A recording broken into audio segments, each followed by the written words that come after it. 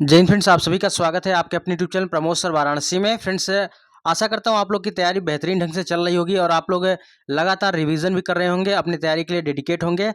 और यहाँ पर हम लोग स्टैटिक जीके कवर कर रहे हैं। अभी तक 4 वीडियो अपलोड हो चुकी है। आज इसके आगे हम लोग 5वीं वीडियो की तरफ चल रहे हैं और जो 5वां टॉपिक है वादक एवं वाद्य यंत्र।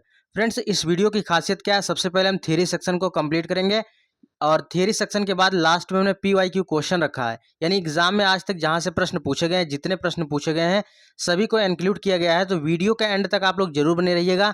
कंप्लीट टॉपिक है। अगर इसका PDF लेना चाहते हैं तो वीडियो के डिस्क्रिप्शन बॉक्स में टेलीग्राम का लिंक दिया गया है, टेलीग्राम को भी ज्वाइन कर लीजिए और इस वीडियो को ज़्यादा से ज़्यादा शेयर करिए, क्योंकि आप लोग का सपोर्ट अगर रहेगा तो ही यह वीडियो कंटिन्यू रह पाएगी। अदरवाइज देखिए, यहाँ पर जो आप लोग का सपोर्ट रहना चाहिए, क्योंकि वीडियो को बनाने में काफ़ी मेहनत लगती है और उसके बाद जब आप लोग नहीं वीडियो को देखते हैं तो फिर बनाने का कोई उद्देश्य नहीं होता है। तो इस वीडियो को ज़्यादा से ज़्यादा शेयर करिए और उसके बाद अपने दोस्तों में बताइए कि यहाँ पर जो बिल्कुल topic wise static GK cover किया जा रहा है, यूपी ट्रिपल एससी के लिए, यूपी RO के लिए, रेलवे के लिए और इलाहाबाद हाई कोर्ट और जूनियर असिस्टेंट के लिए सभी कंप्लीट वीडियो है। अच्छे से इसको देखिए और चलिए स्टार्ट करते हैं वीडियो को। तो यहाँ पर हम लोग स्टार्ट करते हैं भारत के प्रमुख वाद्य यंत्र एवं वादक। बिल्कुल बेसिक से पढ़ेंगे ताकि आपका कोई भी डाउट यहाँ पर ना रहे। भारत का लोक संगीत किसी न किसी वाद्य से जुड़ा हुआ है। ठीक है, भारत का लोक संगीत किसी न किसी वाद्य से जुड़ा हुआ है तथा वाद्यों का उल्लेख 200 ईसा पूर्व से 200 ईस्वी के समय में भरत मुनि के द्वारा संकलित नाट्यशास्त्र में मिलता है। इन संगीत वाद्यों को ध्वनि की उत्पत्ति के आधार पर 4 मुख्य वाद्य यंत्रों में बांटा गया है। कौन कौन से हैं चारों भाग? पहला तो है यहाँ पर तत्वाद्य यंत्र, दूसरा है सुशिर वाद्य यंत्र और तीसरा है अवनद्ध वाद्य यंत्र और चौथा यहाँ पर घन वाद्य। ठीक है, तो 1 बाय 1 करके हम लोग इसको कवर करेंगे। तो सबसे पहला है तत्वाद्य यंत्र। तत्वाद्य यंत्र आखिर होता क्या है? ऐसे वाद्य यंत्र जिनमें तार लगे होते हैं तथा तारों के माध्यम से विभिन्न प्रकार की आवाज़ें निकाली जाती हैं, उसे हम क्या कहते हैं? तत्वाद्य यंत्र कहते हैं। तो तत् से आपको तुरंत समझ में आएगा, यानी यहाँ पर तारों से रिलेटेड है। तो ऐसे वाद्य यंत्र जिसमें तार लगे होते हैं तथा तारों के माध्यम से विभिन्न प्रकार की आवाज़ें निकाली जाती हैं, उसे हम कहते हैं तत्वाद्य यंत्र कहते हैं। प्रमुख तत्वाद्य यंत्र कौन से हैं? जैसे इसमें सारंगी आता है। ठीक है, तो सारंगी इस प्रकार है, आप देखिए इसको इमेज के माध्यम से देखेंगे तो आपके दिमाग में पूरा सेट रहेगा और पूरा वीडियो यहाँ पर इमेज के माध्यम से बताने वाले हैं। यहाँ पर जितने भी टॉपिक को हमने लिया बिल्कुल इमेज के माध्यम से बताएंगे, यानी यह कंप्लीट टॉपिक है। इतना आप देख लेते हैं तो आपको इससे बाहर क्वेश्चन देखने को नहीं मिलने वाला है। चलिए, यहाँ पर सारंगी आपने देख लिया। अब सारंगी से कैसे प्रश्न बनता है? पूछता है कि जैसे इनका संबंध किससे है, दे देगा कि पंडित राम नारायण का संबंध किस वाद्य यंत्र से है, तो इनका संबंध सारंगी से है। तो इन नामों को अच्छे से आप याद रखिए। जैसे पंडित राम नारायण, और इनको पद्म विभूषण दिया गया था 2005 में। अब्दुल ठीक है, अब्दुल करीम खान और अब्दुल लतीफ़ खान, गुलाम सबीर खान, रमेश मिश्रा, सुल्तान खान, उस्ताद बिंदु खान और शकूर खान, इनका संबंध सारंगी से है। तो सारंगी आप लोगों ने देख लिया। सारंगी किस प्रकार होता है? देखिए, सारंगी इस प्रकार होता है, इसमें यहाँ पर तार लगे हुए थे। ठीक है, तो यहाँ पर देखिए सबसे ऊपर कहा था कि ऐसे वाद्य यंत्र जिनमें तार लगे होते हैं तथा तारों के माध्यम से विभिन्न प्रकार की आवाज़ें निकाली जाती हैं, उसे हम तत्वाद्य यंत्र कहते हैं। इसमें सारंगी आता है। और इनमें आप नाम किनका याद रखिएगा?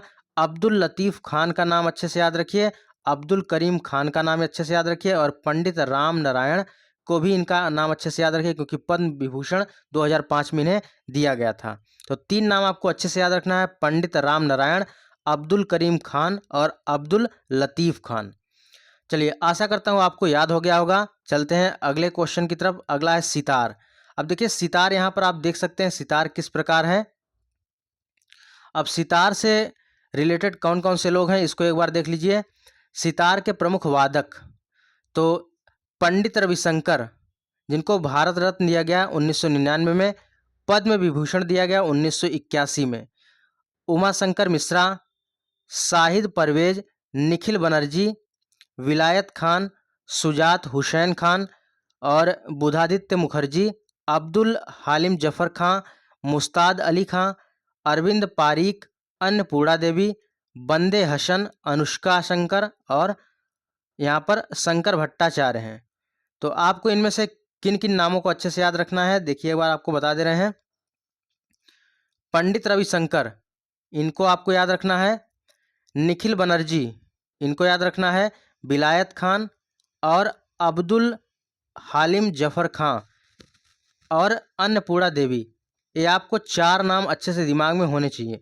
पंडित रविशंकर, निखिल बनर्जी, विलायत खां और अन्नपूर्णा देवी होना चाहिए। इतने नाम दिमाग में रखिए, आपको एग्जाम में इन्हीं में से देखने को मिल जाएगा। चलिए आगे चलते हैं। अगला है वीणा। ठीक है, यहाँ पर वीणा आप देख सकते हैं और यहाँ पर वीणा इस प्रकार होती है। और उसके बाद वीणा से कौन कौन से प्रश्न बनते हैं। वीणा के प्रमुख वादक कौन से हैं। यश बालचंद, आप यश बालचंद को याद रखिएगा, इंपॉर्टेंट है।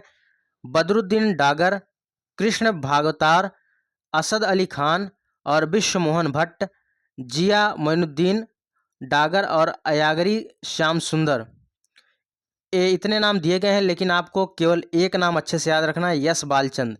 यश बालचंद का संबंध किससे है, वीणा से है। और देखिए ऐसे भी याद रख सकते हैं कि वीणा बजाना बहुत ही कठिन होता है। अगर आप बाल्य अवस्था में अगर आप वीणा बजाना सीख जाते हैं तो आप इजीली वीणा को बजा सकते हैं। तो ऐसे दिमाग में स्टोरी याद रखिएगा, आपको लंबे समय तक नहीं भूलेगा। यानी जब बाल्य अवस्था होती है उस समय अगर आप वीणा बजाना सीख लेते हैं तो आपको कभी नहीं दिक्कत होगा। चलिए आगे चलते हैं अगले क्वेश्चन की तरफ। वायलिन, देखिए यहाँ पर वायलिन है। ठीक है, अगर ऐसे देखिए केवल आपको बताए थे वायलिन के वादक कौन है तो आपके दिमाग में अच्छे से सेट नहीं होता, लेकिन यहाँ पर आप इमेज देख रहे हैं तो इमेज के माध्यम से आपको सेट भी हो जाएगा। तो वायलिन के प्रमुख वादक कौन से हैं। गणेश राजगोपालन, जिनको ग्रैमी अवार्ड दिया गया वर्ष 2024 में। और लाल गुड़ी, जयराम विजी जोग, यम चंद्रशेखरन। इसमें आपको केवल 2 नाम अच्छे से याद रखना है। एक तो आपको याद रखना है कि गणेश राजगोपालन को याद रखना है, और क्या याद रखना है, यहाँ पर यम चंद्रशेखर के नाम याद रखना है। ठीक है, यम चंद्रशेखरन, इनका नाम अच्छे से याद रखना है। और डॉक्टर एन राजम। ये 3 नाम आपको अच्छे से याद होना चाहिए और आपको इसी में से एग्जाम में देखने को मिलने वाला है। अगला है सरोद। सरोद देखिए इस प्रकार होता है। ठीक है, सरोद का इमेज आप देख लीजिए। सरोद इस प्रकार होता है। आप सरोद से जो सरोद वादक हैं कौन कौन से हैं इसको एक बार जरा देख लीजिए। सरोद के प्रमुख वादक अलाउद्दीन खां, जिनको पद्म विभूषण दिया गया था 1971 में यानी 1971 में। अली अकबर खां, इनको पद्म विभूषण दिया गया 1989 में। बुद्ध देवर दास गुप्ता, अमजद अली खां और विश्वजीत राय चौधरी, मुकेश शर्मा, बहादुर खान, जरीन एस शर्मा और सहारण रानी को और हाफिज अली खां को। तो इतने लोग जो है सरोद वादक से संबंधित हैं, लेकिन आपको बेसिकली नाम क्या याद रखना है, अलाउद्दीन खां, अली अकबर खां और अमजद अली खां और यहाँ पर बहादुर खान। ये आपको यहाँ पर 1 2 3 4 ये 4 नाम अच्छे से दिमाग में होने चाहिए। इन्हीं में से क्वेश्चन बार बार घुमा के पूछा जाता है। तो अलाउद्दीन खां, अली अकबर खां, ये सभी सरोद वादक से संबंधित हैं। अमजद अली खां और बहादुर खान, ये सभी सरोद वादक से संबंधित हैं। चलिए नेक्स्ट है संतूर। ये देखिए संतूर होता है, संतूर इस प्रकार होता है। अगर आप कहीं देखेंगे संतूर तो इजीली पहचान जाएंगे, संतूर इस प्रकार होता है। संतूर के प्रथम यानी यहाँ पर संतूर के प्रमुख वादक कौन है, तो शिव कुमार शर्मा ही यहाँ पर बार बार पूछा जाता है। शिव कुमार शर्मा का संबंध किस वाद्य यंत्र से है, तो यह संतूर वादक हैं। भजन सुपारी पंडित तरुण भट्टाचार्य, इनको भी दिमाग में रखिएगा, लेकिन यहाँ पर जो है शिव कुमार शर्मा, इनको आप अच्छे से याद रखिएगा, इनको डबल स्टार में शामिल कर लीजिए, क्योंकि यहाँ पर पद्म विभूषण 2001 में दिया गया था। देखिए ये रहा गिटार।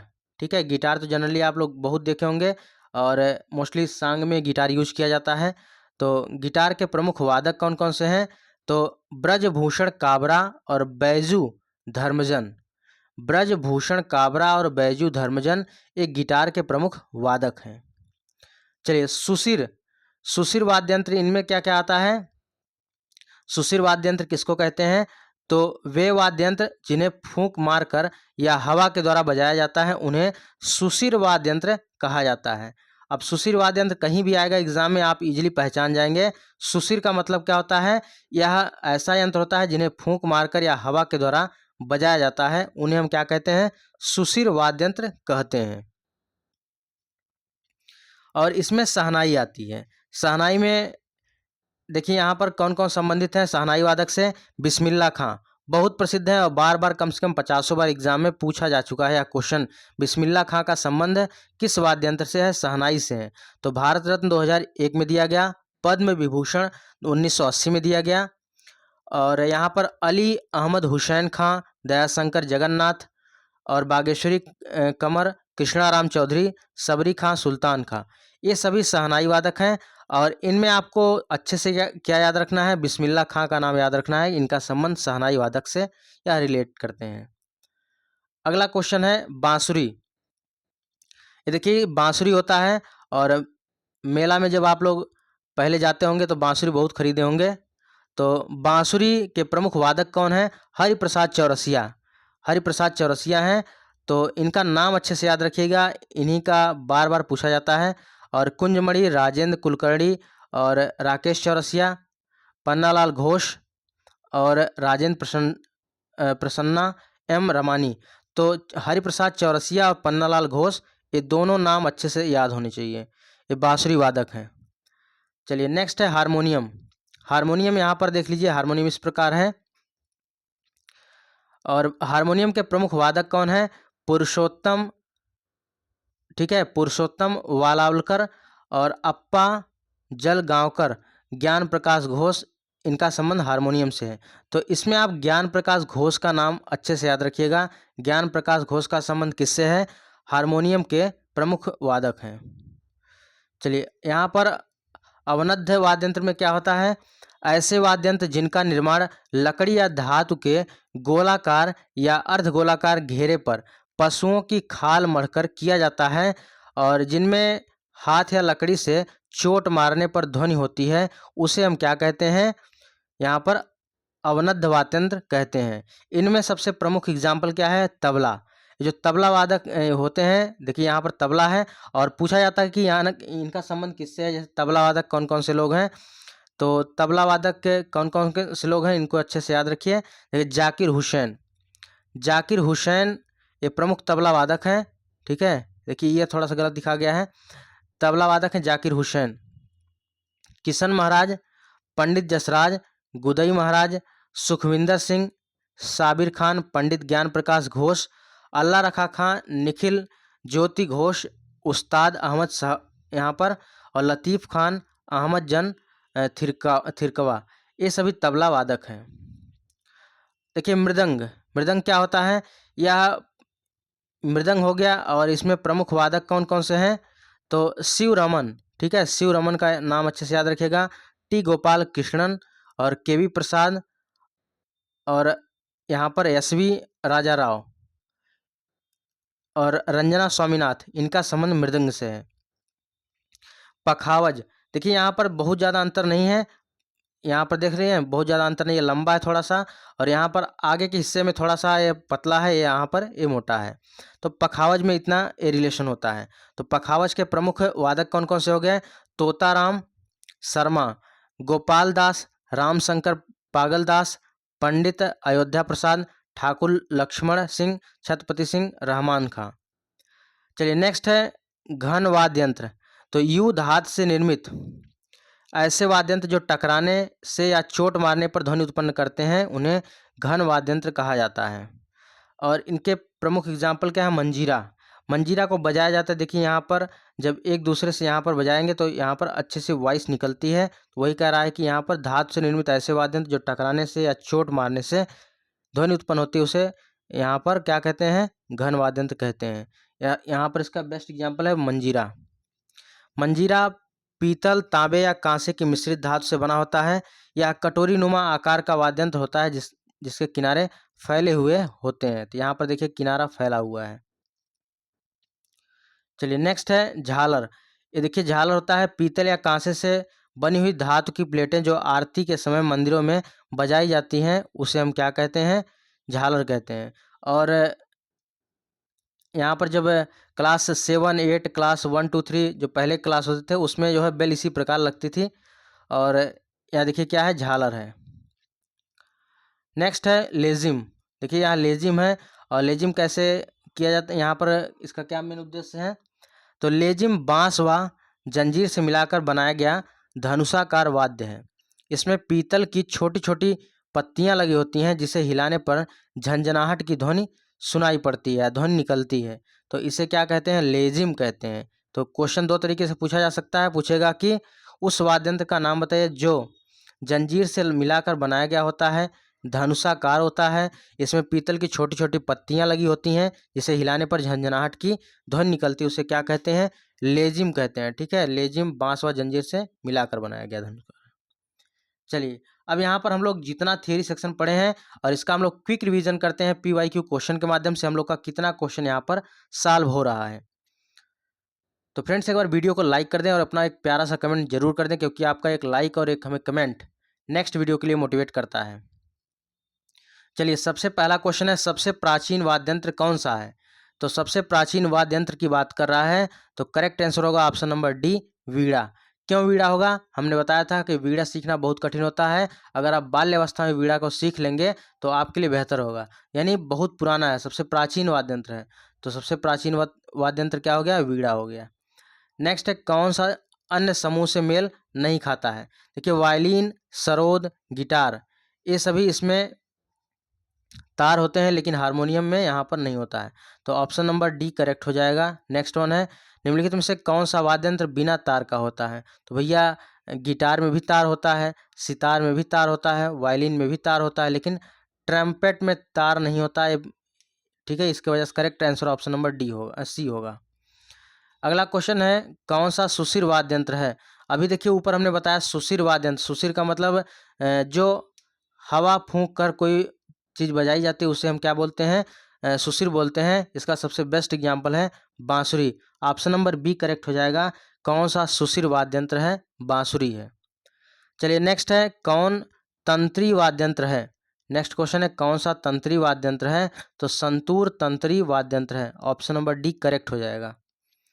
अगला क्वेश्चन, मृदंग होता है तो मृदंग क्या होता है? दो मुंह वाला ढोल होता है। क्या होता है भैया? मृदंग क्या होता है? दो मुंह वाला ढोल होता है। तो करेक्ट आंसर होगा ऑप्शन नंबर ए।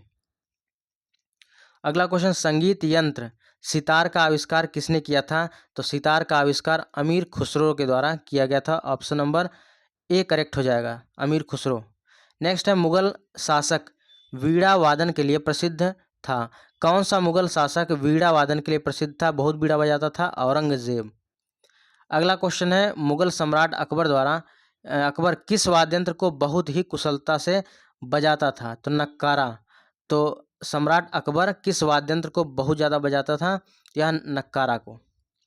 अगला क्वेश्चन है, उस्ताद बिस्मिल्लाह खां किस वाद्य यंत्र को बजाते थे? बिस्मिल्लाह खां शहनाई को बजाते थे। तो ऑप्शन नंबर सी करेक्ट हो जाएगा। अगला क्वेश्चन है, अमजद अली खां किस संगीत वाद्य यंत्र से संबंधित है? तो अमजद अली खां सरोद से संबंधित है। अभी आपने देखा है कि ऊपर जितना भी हमने थ्योरी सेक्शन करवाया है उसी से बार बार क्वेश्चन घुमा फिरा के पूछे जा रहे हैं। तो यह कंप्लीट वीडियो है, इसको 1 से 2 बार अच्छे से रिवाइज कर लीजिएगा।